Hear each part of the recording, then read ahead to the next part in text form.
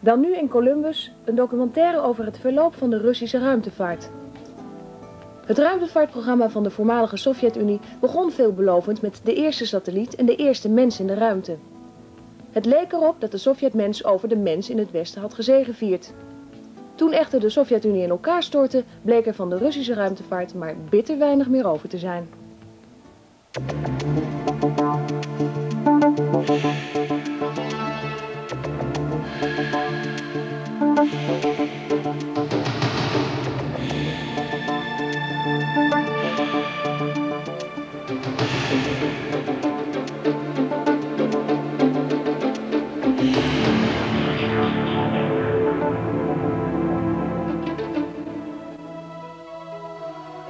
The Russian space program represents a remarkable example of extreme contrasts, from the time they ushered in the space age with the launch of the first satellite Sputnik in 1957, to the recent embarrassing breakdowns on board their aging Mir space station. The space program that once changed the very course of history, propelling the world into the greatest era of discovery and achievement ever known, has now spiraled down into a state of disarray and disrepair as the result of Russia's economic downfall. This is the story of the rise and fall of the once mighty Russian space program.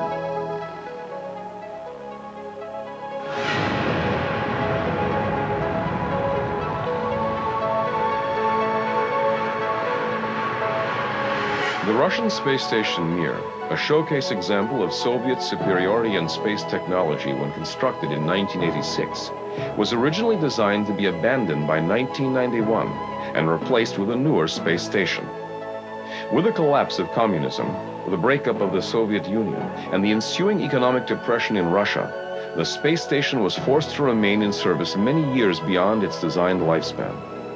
It is now falling apart at the seams, and several brushes with disaster have fanned serious doubts about the fitness of the space station specifically, as well as the Russian space program as a whole.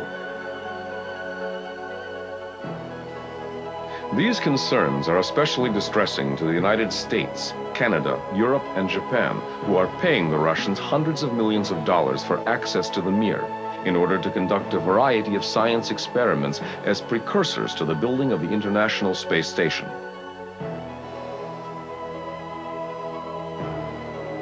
The United States and several other countries have formed an uneasy partnership with Russia to build the new space station by the early 21st century. The American Space Agency, NASA, is spearheading the design and construction of what will be the greatest cooperative undertaking in the history of humanity. The International Space Station was conceived during the height of the Cold War. In 1984, we committed to building it with the Western Bloc, and we were going to beat the Eastern Bloc. With the Berlin Wall coming down, President Clinton asked NASA to see if we could bring the Russians into the International Space Station as a partner. And since 1993, the Russians have become a partner in the International Space Station. With the grim state of the Russian economy, the partnership and participation by the Russians in the construction of the International Space Station was the result of reasons other than economic contribution or technological expertise. The Soviet Union has been brought into the space station development primarily as a foreign aid project. For very real and reasons, people are concerned about keeping the scientists and engineers of the Soviet Union employed in peaceful activities rather than possibly many of them going to the highest bidder for not so peaceful activities, particularly in the more terrorist-oriented states of the world, where they could contribute to the development of nuclear and biological and chemical weapons. The state of the Russian space program, from our standards, is a shambles. And in some ways, you could look at it as a testimony to the incredible talent of the Russian engineers, scientists, and cosmonauts to even have a space program, that they're able to support Mir. Obviously, the Americans are at the end of their rope for supporting the Mir. Unfortunately, the Russians are approaching the end of the rope themselves, and what the future will hold for Mir and for the space station as a whole. The current condition of the Russian space program is a far cry from the days when the Soviet Union was at the forefront of rocket and space technology, and unlimited funding was at its disposal. The seeds of the Russian space program were planted in the closing days of World War II. At that time, the Germans had developed very advanced technology for building V-2 rockets at a site called Peenemünde. Before they could fully exploit their technological advantage, however, World War II ended in May of 1945. The Soviets were able to acquire many assembled V-2s, plus the necessary blueprints of more promising projects. Several German rocket technicians were brought to Moscow as well. It was from this rubble of the German rocket program that the foundations of the Soviet rocket research programs were built. By the mid-1950s, the Soviet Union's leader, Nikita Khrushchev, recognized the value of space propaganda as a tool of promoting communism.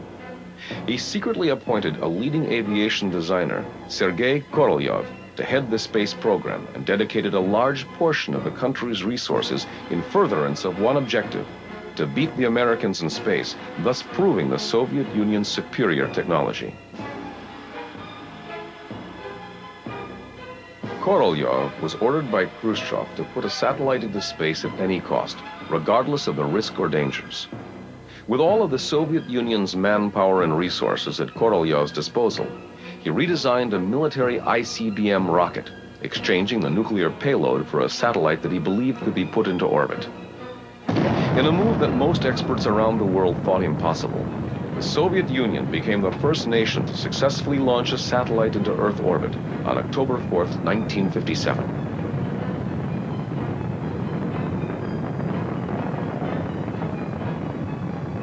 The satellite, called Sputnik, weighed in at over 100 kilograms.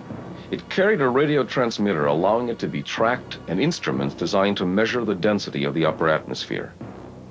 This event transformed the political, military, and psychological climate around the world, serving to further heighten the divisions between democracy and communism during the early years of the Cold War. The hysteria and fear created by the success of Sputnik prompted President Eisenhower to address the American public in an attempt to reduce their anxiety. Eisenhower took a political beating over Sputnik because of a perception that he didn't respond effectively to the crisis. In fact, the Americans were experiencing great difficulty launching even a grapefruit-sized satellite into orbit.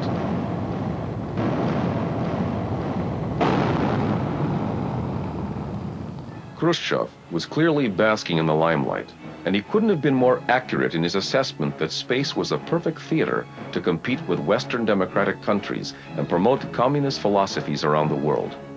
Khrushchev had successfully embarrassed the United States and showcased Soviet technological superiority. The environment was very threatening, very challenging, and a sense that the space theater was going to be very, very important to the outcome or the results of the Cold War. And it was viewed as a place where the country of Russia at the time, the Soviet Union, could seek to enhance its foreign policy image, its foreign policy image, and its perception around the world as a major power. It was seen as a real area of competition. In the midst of numerous launch failures by the United States, the Soviets put yet another Sputnik in space, and the first one with a passenger, a dog named Laika. Laika survived several days in space before her oxygen supply was exhausted. The Soviets never publicized the fact that Laika was to die in orbit, as re-entry capability had yet to be developed. Finally, on January 31st, 1958, The Americans successfully put their first satellite in orbit, designed by German rocket scientist Wernher von Braun. However, Korolev upstaged his rival once again with the launching of a third Sputnik weighing over a ton, as well as sending 2 probes to photograph and explore the moon. The Soviets were way out in front in the race for space domination. Korolev and his space program were ordered to work so quickly to develop space technology that few safety measures could be taken in order to accomplish the next giant leap in space accomplishment, namely a manned space mission followed by an eventual lunar landing. Several jet test pilots were secretly chosen to train to be the first men in space and were called cosmonauts. At the time, no one outside the space program knew their names or backgrounds, and the cosmonauts themselves were not even permitted to disclose to their families what they did.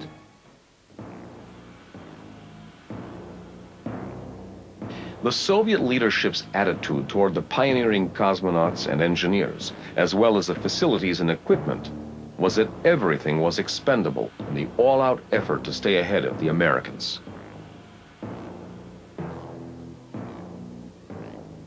As an example, recently revealed state archives indicate that in October 1960, a huge new booster rocket malfunctioned on the launch pad.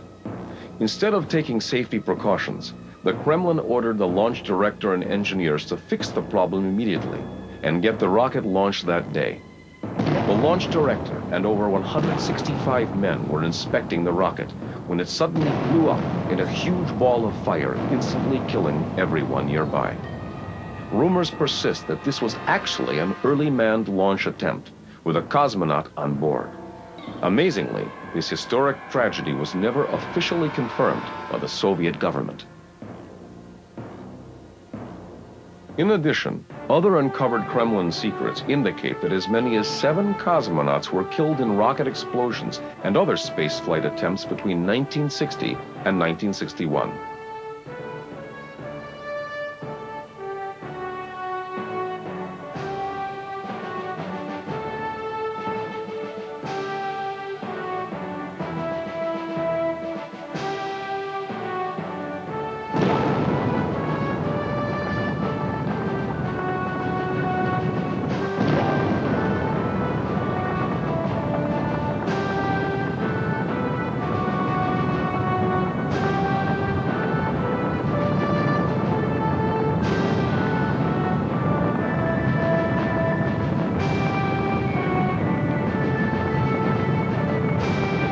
On April 12, 1961, the Soviets created a storm of worldwide excitement when they announced the successful orbit of the first man in space, cosmonaut Yuri Gagarin. Gagarin made a single orbit around the Earth during his flight. His spacecraft was totally manipulated by mission control on Earth. During the flight, Gagarin spent most of his time exploring the experience of weightlessness. Upon re-entry, he exited his capsule at about 3,000 meters and parachuted to safety, a fact not admitted by the Soviets until 1978. Although Gagarin's flight lasted only 108 minutes, it will forever remain one of humankind's greatest achievements. Recently released documents from the state archives at the Kremlin now indicate that Gagarin was not the first cosmonaut to return from space. Another cosmonaut, Vladimir Ilyushin, the son of a famous Soviet aircraft designer, had previously returned from space alive, but in very bad shape. Apparently, the Soviet authorities felt they could not possibly present him to the world as a returning hero in such poor condition. As a result, the Soviet government removed all pictures taken of him and buried details of the flight. The heroic efforts of such a brave cosmonaut were unfortunately never to be publicly honored and were only recently acknowledged. As the Soviet leaders celebrated the successes of their space program, communists worldwide began to feel superior to the Americans. Shortly after Gagarin's flight, they made no secret of their conviction that the first man on the moon would be Soviet. Furthermore, the Soviets threatened to establish nuclear missile launching platforms in orbit around the Earth, as well as military bases on the moon. Soviet leader Nikita Khrushchev even instructed space program officials to prepare plans to paint the entire moon red, so that every democratic nation on Earth would sleep under a red communist moon. There was a sense that America was playing catch-up in space, catch-up with the Soviet Union. So we had an environment of competition in space that was really part of a larger competition that was mostly military and political in nature, and there was a general sense of threat and unease and uncertainty about where this whole thing was going to go. In mid-1961, President John Kennedy, experiencing embarrassing setbacks in the American space program, sought counsel from his closest scientific advisors in order to discover what feat the Americans could beat the Soviets at in space. Kennedy's advisors told him that the Soviets would certainly beat them at all space achievements in the short term.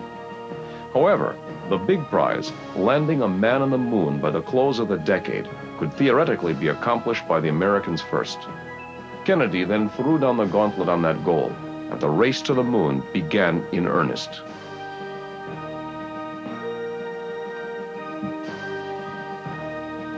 By August 1961, the best America could manage were 2 suborbital flights, each lasting only 15 minutes.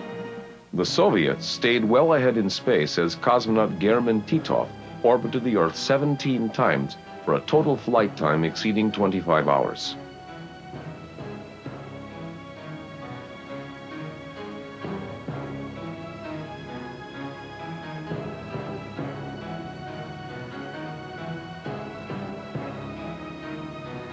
The Soviets again topped their achievements in August of 1962, when the flight of Vostok 3 with cosmonaut Andrei Nikolaev met briefly in space with Vostok 4 and cosmonaut Pavel Popovich. This so-called rendezvous in space further fueled speculation that the Soviets would surely be the first to land on the moon. In reality, neither spacecraft had the ability to change orbit to effect a proper rendezvous. Still, the resulting publicity created a tremendous fury over the accomplishment.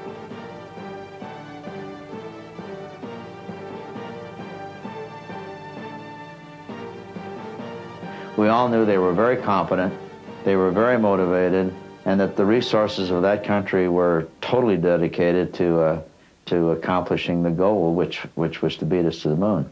So although we weren't, at least I was not aware of it on a day-to-day basis, we were certainly aware of the fact that they were competent and prepared to do whatever it took to win.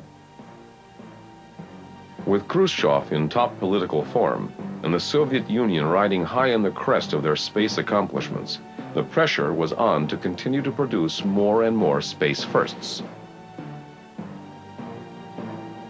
In what many have called a publicity stunt designed to further embarrass the United States, the Soviets launched cosmonaut Valentina Tereshkova to orbit the Earth for 3 days in June of 1963.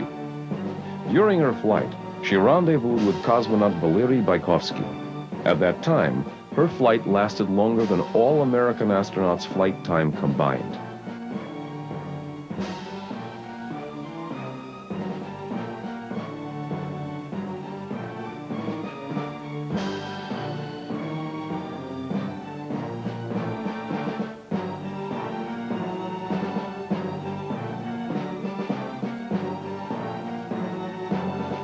The publicity surrounding the Tereshkova flight eclipsed another dual rendezvous in space and the solo record set by Bykovsky when he spent 4 days and 81 revolutions in orbit, a record that still stands.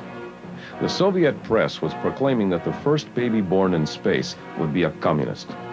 The belief that the flight was a publicity stunt was fueled by the fact that Tereshkova appeared to be profoundly unqualified for the job, as she was not a military jet test pilot, an engineer, or a scientist.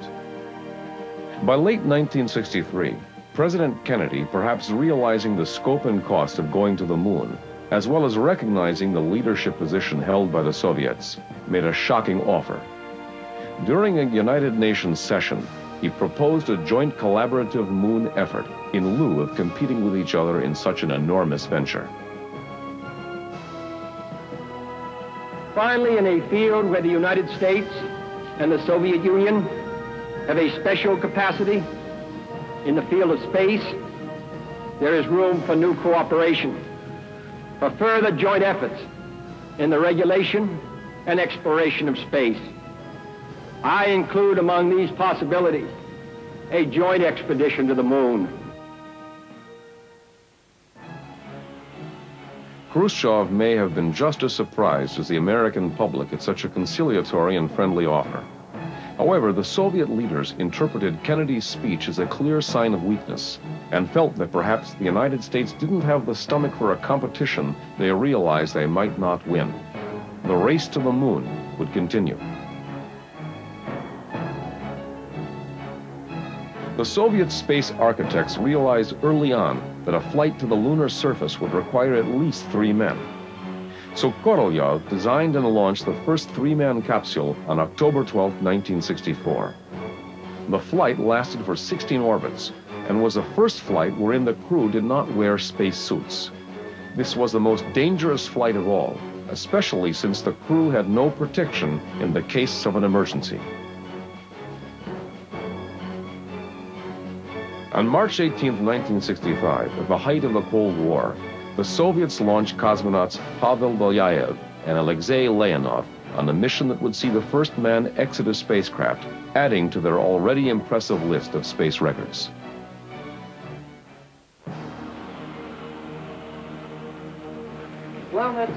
The main objective was to come out into outer space, and in this connection there was the task to test the airlock system, to test the spacesuit, and generally speaking to find out how man would act and react in outer space, to overstep the psychological barrier, which we had no knowledge of, thank goodness. And this we did, and now I can say with assurance that it is possible to live and to work in outer space.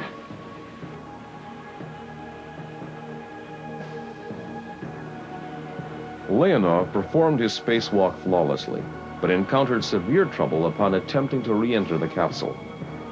Unfortunately, the effects of outer space and weightlessness have not been taken into account in the design of his spacesuit, which ballooned out and made his return back into the spacecraft nearly impossible.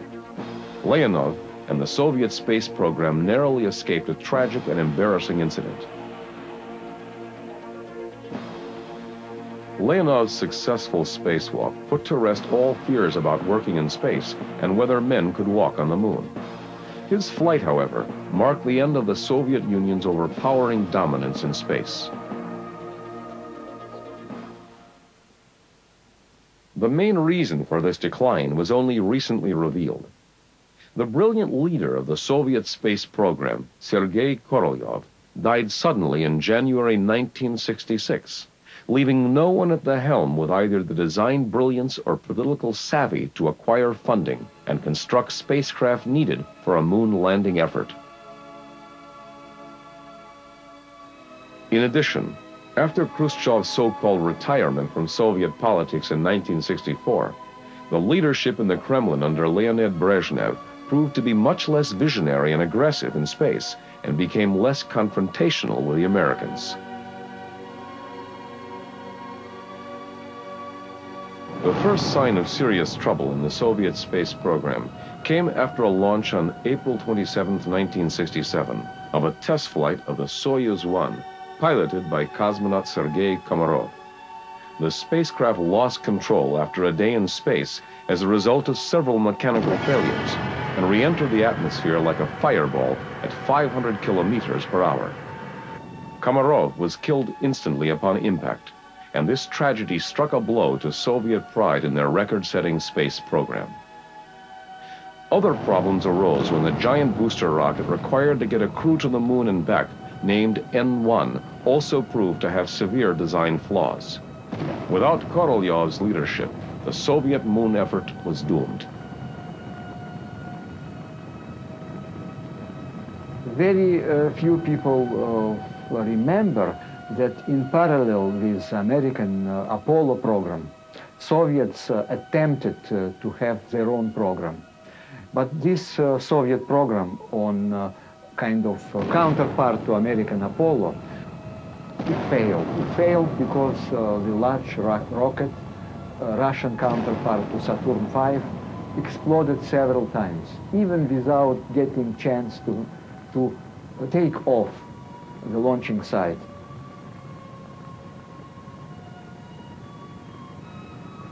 The technological and monetary requirements needed to land a man on the moon finally overwhelmed the Soviets, forcing them to drop out of the space race. In July of 1969, the race to the moon officially came to an end, with the Americans emerging as the victors, when astronaut Neil Armstrong became the first human being to step onto the moon's surface.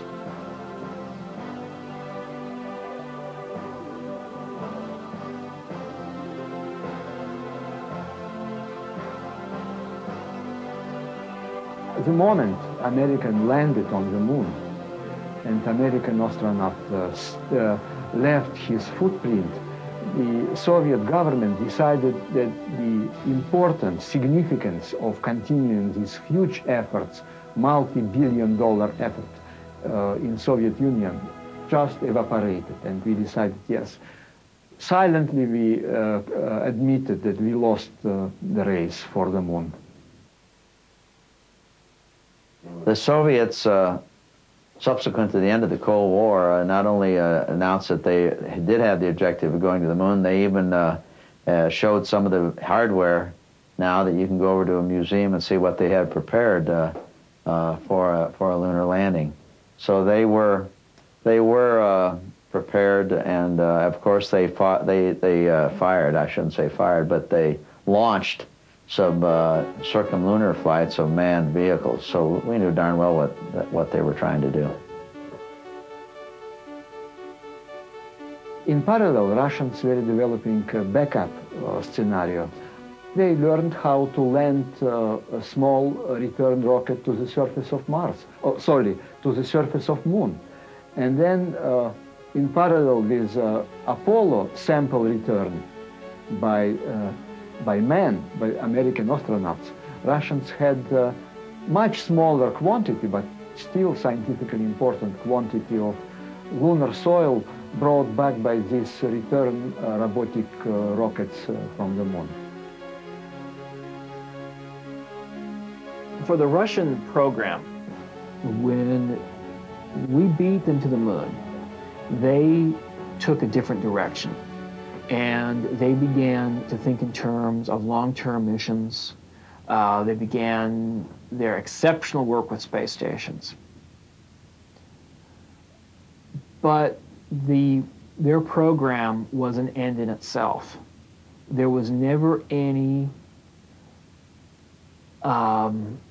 pragmatic use for it other than defense. On June 7, 1971, 3 Soviet cosmonauts moved into their first space dwelling, the space station Salyut-1. For nearly 23 days, they engaged in meteorological observations, medical tests, and physical exercise. This near-flawless mission came to a tragic end when an oxygen valve failed to close as the cosmonauts undocked from the Salyut, instantly killing the crew.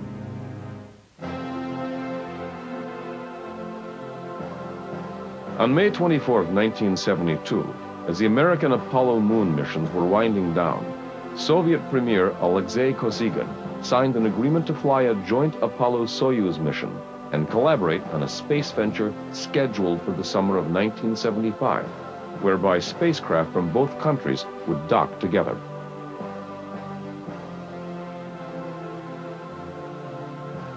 This joint venture allowed the struggling Soviet space program to save face and gain invaluable experience from the Americans.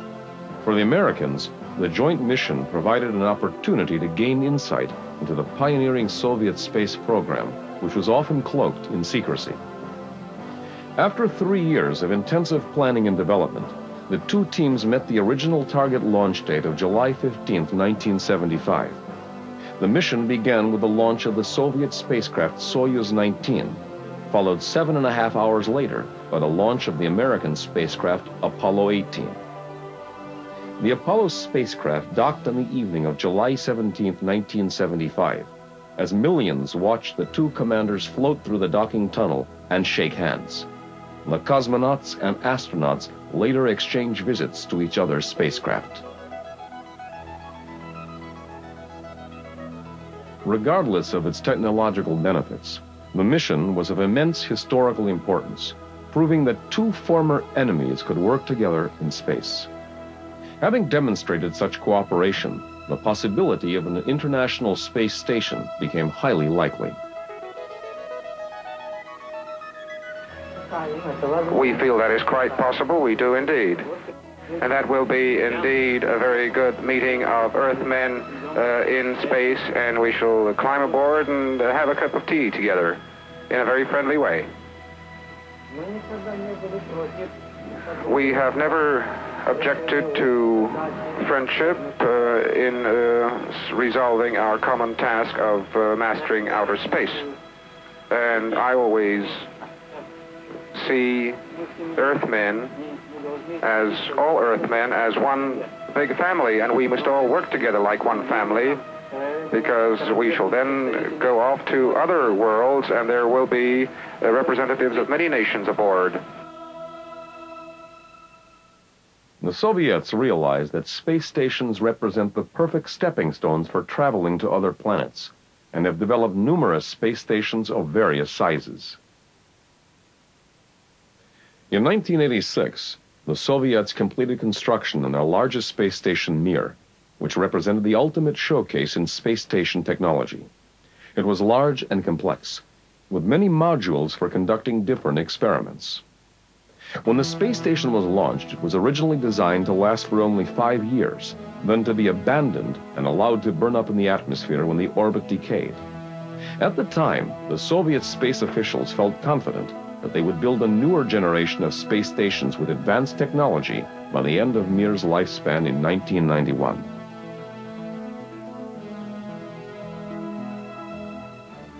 In an attempt to keep pace with the Americans, the Soviets copied the technology of the United States shuttle spacecraft with striking similarity and called their version Buran. Many Soviet space officials believed that this reusable spacecraft could perfectly complement and service their space stations. Unfortunately, even though the Soviets had achieved the technological capability for shuttle-type missions, the time had passed wherein their government could sustain the development and maintenance of an entirely new rocket system with the billions of rubles required. After a successful unmanned test flight in late 1988, the entire Buran effort was scrapped and never flown again. Even the blueprints themselves remain unaccounted for. Unfortunately, Russia lost this launcher, this booster, which launched Buran, because it was unable to pay money to support the work, to support even the infrastructure which was built to produce, to manufacture this launcher, and to keep alive launching site. While Soviet scientists worked with antiquated equipment and workers went unpaid for months on end, the political scene was becoming highly unstable.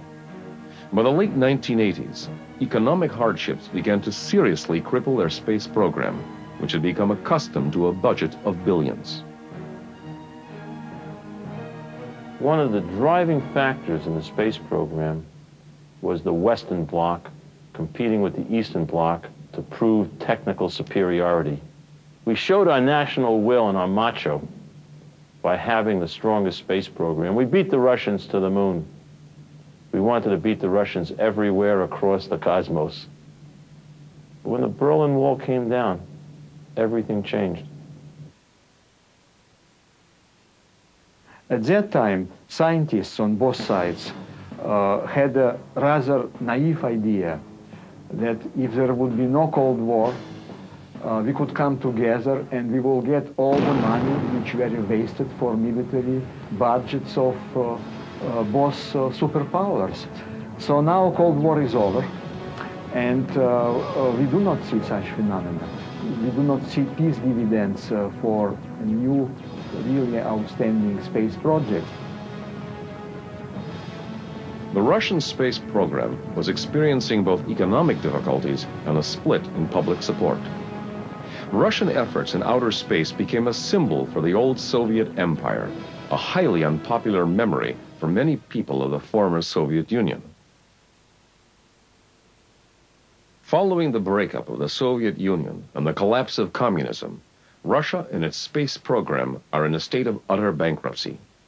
The economy is for the most part unable to support the aging Mir space station. The Russians launched a supply ship to Mir, and the cosmonauts were on board waiting for the ship. And when the ship actually docked with the Mir and the cosmonauts opened up the packages, they realized that a significant portion of the food was missing. And apparently what happened was that underpaid or unpaid workers at the space station, or at the space complex, had actually pilfered the rations because they had not received pay for the work that they had been doing over the past 6 months to a year. The Mir has already far exceeded its design lifespan, and major breakdowns are now an almost daily occurrence. The main computers failed, the oxygen generators failed, alignment computers failed, air purifying filters failed, fires have occurred on board, and a cargo vessel crashed into one of the modules and solar panels.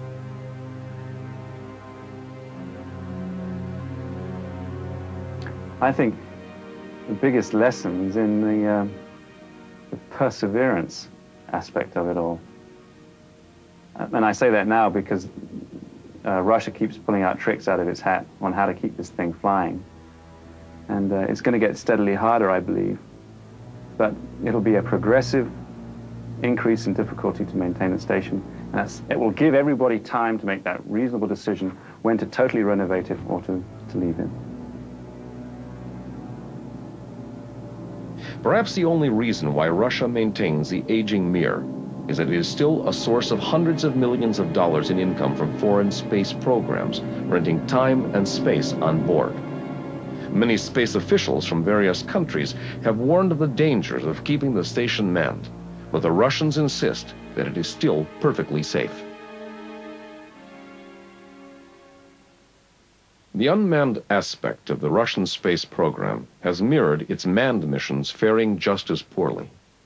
Throughout the 1970s and 1980s, they were highly successful in sending several probes to Venus and Halley's Comet, bringing back tremendous amounts of invaluable data. Since then, however, nearly all unmanned probes have failed for a variety of reasons. Perhaps the last of the big unmanned exploration projects involving the Russians as a major partner was a very large and complex probe designed to orbit and land on Mars, originally called Mars 92. Its launch was delayed for several years due to a lack of funding. Germany finally financed the remainder of the project cost, and the probe was launched in November of 1996. Unfortunately, upon reaching low Earth orbit, the probe's fourth stage rocket booster failed to ignite, and the multi-million-dollar probe re-entered the atmosphere and broke up over the Pacific Ocean. The probe's failure was a crushing blow and serious setback for the Russian space program and their effort to participate in the study of Mars. Most likely, this event ended their participation in Mars exploration altogether. This failure also marked the end of any further major unmanned probes scheduled to be constructed or launched by Russia in the future. Recently, the head of the Russian space program, Yuri Koptyov, told the government's cabinet that funding for space had dropped 80% since 1990. In addition, out of 20 countries active in space exploration and satellite launches, Russia ranked second to last in spending in 1996. Looting has also been reported by desperate, underpaid, and overworked launch site workers at Baikonur. In addition, mission control engineers and scientists in Star City commonly work second and third jobs as taxi drivers and farmers because they haven't been paid by the space agency. There have been significant problems that have occurred, primarily regarding not paying the workers. Certain factions of the workers get paid a little bit and other factions don't, and unfortunately this tends to be along racial lines of the racial divisions that are in the Baikonur area. Typically the Russian workers will get paid when there is any money to be had. The Russian workers will get paid and the indigenous population of Baikonur will not. And there have been riots that have occurred. Buildings have been burned down, people have been killed. As a last resort, the Russians have sold off parts from its rocket manufacturing factories and entered into partnerships with American corporations. One of the great economic opportunities that some of the American aerospace companies have taken advantage of is funding the Russian rocket companies, the Russian aerospace companies making these boosters, providing them with a steady supply of capital so that they can actually have a budget, that they can actually get parts, that they can actually pay their workers.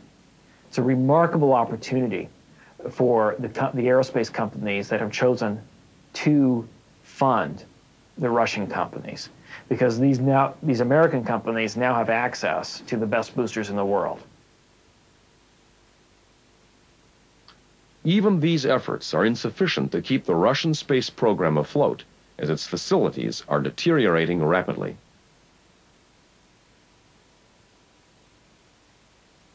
Amidst the problems facing the Russians and their space program, it was still felt that bringing them into a partnership in the design and construction of a new international space station was appropriate, given the Russians' experience. Well, I think the storyline is that the human race is starting to emerge as an entity rather than as nations. I mean, in a truly sort of holistic sense. And the details of which nation is doing what will be lost, I think, in history. It will be seen that it's much more human. I think if you went back to the Gagarin time, it will be noticed always that it was Russia that did that. And when you go back to the lunar landing, it will be noticed that America did that. But I think as we move forward, you're seeing the world becoming more international. In 1993, the Russians joined the United States and its international partners in this venture. At that time, they all laid out a bold three-phase approach to progressively move towards that goal with a sharing and exchange of hardware, knowledge, and expertise. The first phase of this international cooperation began in February 1994, when cosmonaut Sergei Krikalev became the first Russian to fly in the American shuttle spacecraft. This mission established the working relationship necessary for future cooperative flights. In March 1995, U.S. astronaut Dr. Norman Thagard became the first American to fly in a Russian spacecraft and moved to a 3.5-month stay aboard the Mir. Since then, numerous missions with both Russians and Americans have been flown, and the ever-increasing cooperation and collaboration between the two nations as a part of the new space station construction. Unfortunately, the joint space station venture between the United States and Russia was nearly derailed on a number of occasions. Russia threatened to back out because it could not support its Mir station and the new project. The United States ended up assisting the Russian space program and saving the joint effort with the influx of millions of dollars. Still, the Russians continue to prove a difficult partner. Several delays in the construction of the International Space Station have occurred as a result of Russia not being able or willing to perform their agreed-upon tasks. Right now, it appears that those dollars that are being sent to the former Soviet Union, namely primarily Russia, to ensure their participation in the space station may have been largely wasted, because we still do not have a product. We have now looking at it, probably at least another year's delay in the construction of the station as a result of the Russia not being able to perform or not being willing to perform their agreed-to task. And so that's the kind of thing you get into when you make your space program primarily an instrument of the State Department. Your space program, if you're going to have a federal governmental space program, it should be in and of itself for its own purposes. Another reason for an international partnership for the space station was to spread the cost of launches and the building of the station across many countries. The issue of continued Russian participation, however, is still questioned.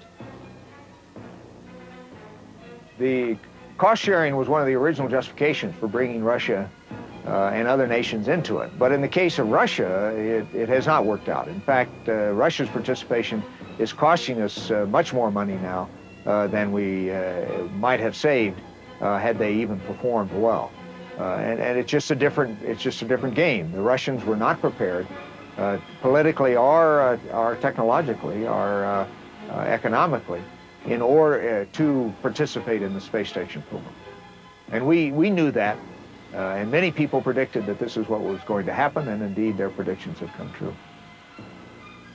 Some of the pains that you're seeing in the press and some of the friction that apparently comes out between different parties in these joint space ventures that come out, I think they're just signs of the future. We're going to see this continuously. I think back in the time of Gagarin leading up to Neil Armstrong putting the first foot on the moon, that time was driven much more by antagonism.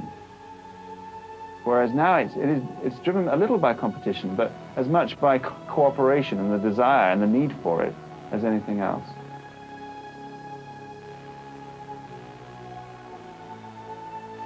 Throughout the early years of space exploration, the Soviet-Russian space program continually dazzled the world with an impressive array of space firsts as they were cheered by millions for their achievements.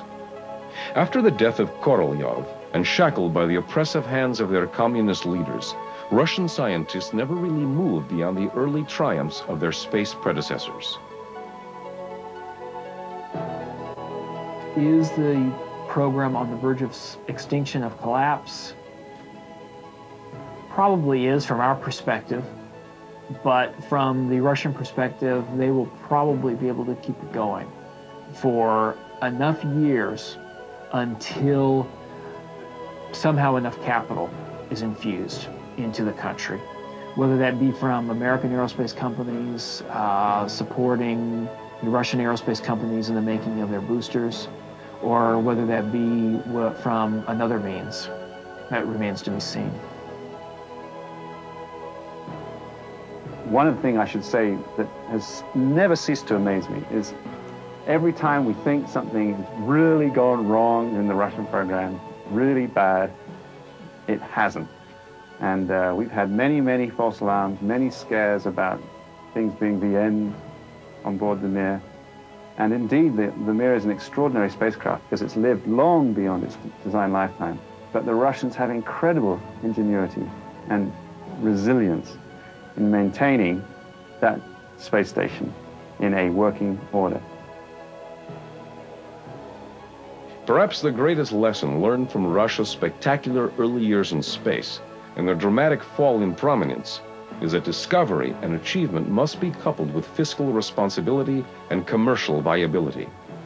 This pragmatic approach must be considered if continued space exploration and future missions are to thrive and allow space programs worldwide to exist into the next millennium.